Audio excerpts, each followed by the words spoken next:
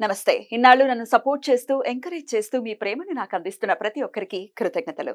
అలాగే ఈ వీడియో కూడా ఖచ్చితంగా మీకు ఉపయోగపడుతుంది. లైక్, షేర్ అండ్ సబ్స్క్రైబ్ చేసి మీ సపోర్ట్‌ని నాకు అందించండి. అలాగే ఈ వీడియో పట్ల మీకున్న అభిప్రాయాన్ని కామెంట్ సెక్షన్‌లో కామెంట్ చేసి తెలియజేయండి.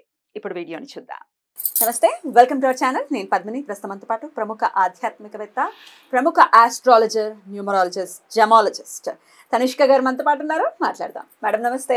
నమస్తే. జనవరిలో పుష్యమాసంలో మరీ ముఖ్యంగా ఖచ్చితంగా మనం మాట్లాడుకోవాల్సినటువంటి ప్రత్యేకమైన రోజు ఏదైనా ఉంది అని అంటే మొదట అంటే ఎలాగో ఇది పొంగల్ ఉంటుంది, దానికంటే ముందు ముక్కోట ఏకాదశి వస్తుంది.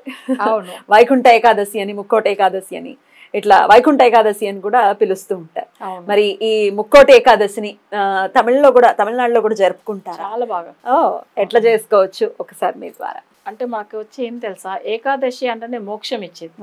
సో స్వామి వారు ఎన్నో పాపాలు చేసి ఉంటాము, మనం అసలు నరకానికి వెళ్ళకూడదు, దేవుడి దగ్గర వెళ్ళిపోవాలంటే దీంట్లో ఉన్న దాంట్లోనే మంచి ఒక పూజ వ్రతం అంటే ఏకాదశి వ్రతం.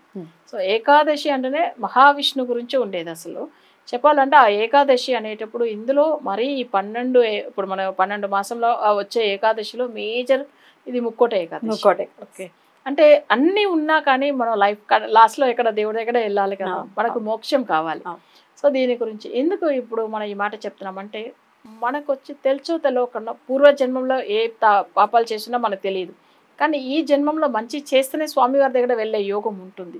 అలా ఒకవేళ మనకు తెలియకుండా ఏదో మిస్టేక్ జరుగున్నా ఆ ముక్కోట ఏకాదశి రోజు స్వామివారి విష్ణుమూర్తిని పూజ చేసుకోవడం. ఎలాంటి పూజలు అంటే స్వామివారి పాదాలు, అంటే కొంతమంది ఏంటంటే ఇప్పుడు విష్ణుమూర్తి మనకు వచ్చి మన పాపాలు తొలగిపోవాలంటే స్వామివారి పాదాలని మనం గట్టిగా పట్టుకోవాలి, ఆయన శరణాగతి అవ్వాలి కదా. ఇప్పుడు తిరుపతిలో కూడా చూడండి, ఆయన పాదాలే ఎక్కువ మేజర్గా ఉంటుంది, నిజపాద దర్శనం కూడా ఉంటుంది, చూసారు కదా.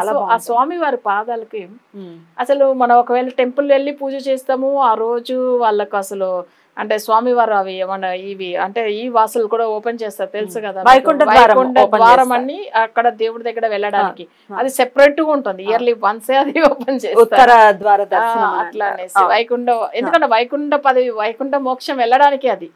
సో ఆ ద్వారం అనేది ఆ రోజే ఓపెన్ చేసి, కానీ మనం భగవంతుడిని ఒకవేళ అక్కడ టెంపుల్ వెళ్తాము, జనులు ఎక్కువ ఉన్నారు, సరే ఇంట్లోనే ఆయన ఆరాధించవచ్చు. ఎందుకంటే ఆయన మన పూజ చేయడం ఇంట్లో అంటే స్వామివారి పాదాలు తెచ్చుకుని, ఒకవేళ మనకు అంటే తిరుపతి టెంపుల్ వెళ్ళినా లేదు ఎక్కడైనా మీకు స్వామివారి పాదాలు దొరుకుతాయి,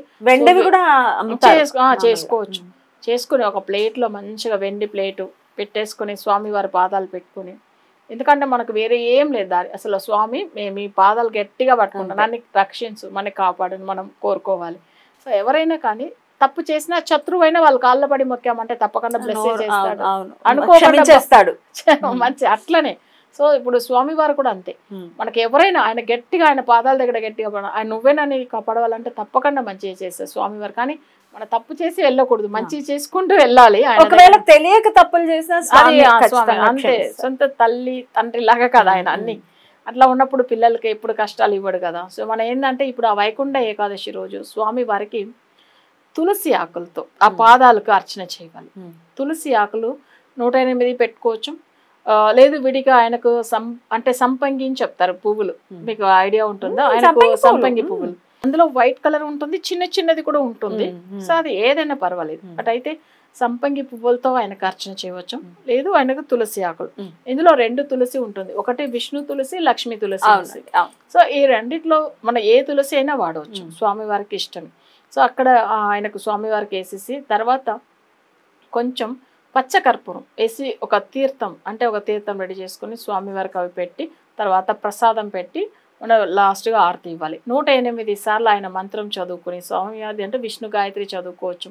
సో విష్ణు గాయత్రి చదువుకుని మనకు వచ్చి పూర్వజన్మ ఈ జన్మంలో ఏ జన్మంలో పాపాలు చేసినా తొలగిపోవాలా, నేను మోక్షానికే వెళ్ళాలా స్వామిని కోరుకుని, సో స్వామివారి పాదాలకు అర్చన చేసి ప్రసాదం పెట్టి ఆరతి ఇచ్చిన తర్వాత మామూలుగా ఇంట్లో ఉండే వాళ్ళు ఆ ప్రసాదం తీసుకోవచ్చు.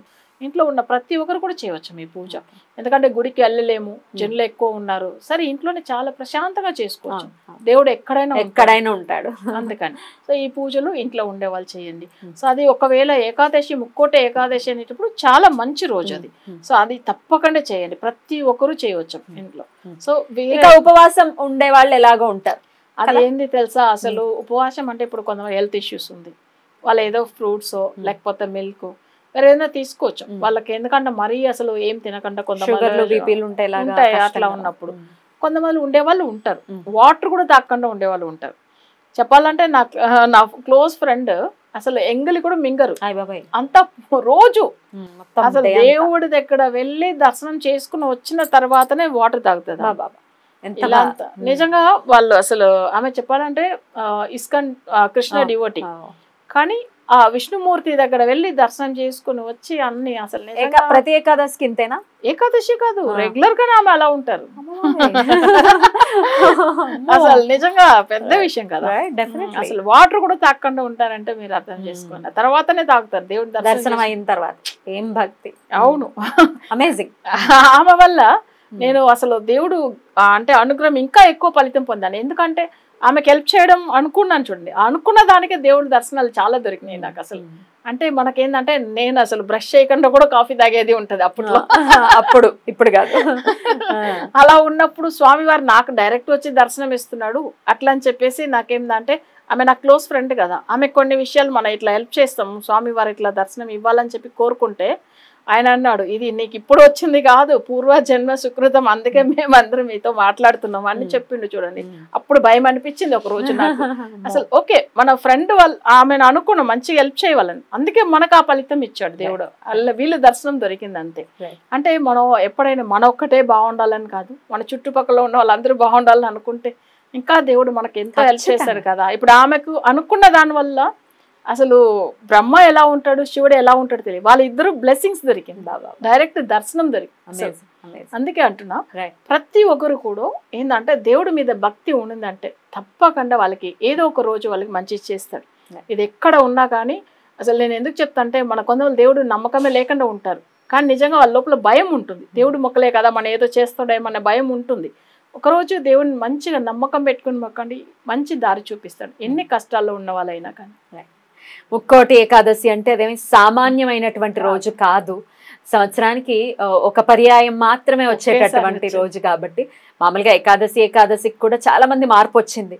అందరూ ఏకాదశులను వినియోగించుకుంటున్నారు చాలా మటుకు. ఇంకా స్టార్ట్ చేయలేదు అనుకున్న వాళ్ళు ఇప్పటి నుంచి అయినా అట్లీస్ట్ మొదలు పెట్టుకుని ఏకాదశి మహత్యాన్ని ఖచ్చితంగా ఎవరికి వారు అనుభవపూర్వకంగా దాని పవర్ చాలా చాలా అద్భుతంగా వివరించారు. ముక్కోటి ఏకాదశి శుభాకాంక్షల్ని మీకు ప్రేక్షకులకి తెలియజేస్తూ కృతజ్ఞతలండి. నమస్తే. నమస్తే.